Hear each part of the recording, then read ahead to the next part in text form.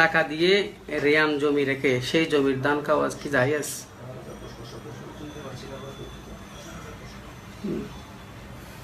শত শত প্রশ্নের আমাদের কি কাছে প্রশ্ন করেছে? টাকা দিয়ে একজন লিখেছে মানে কই টাকা দিয়ে রেয়ান জমি রেখে সেই জমির দান খাওয়া কি জায়েজ?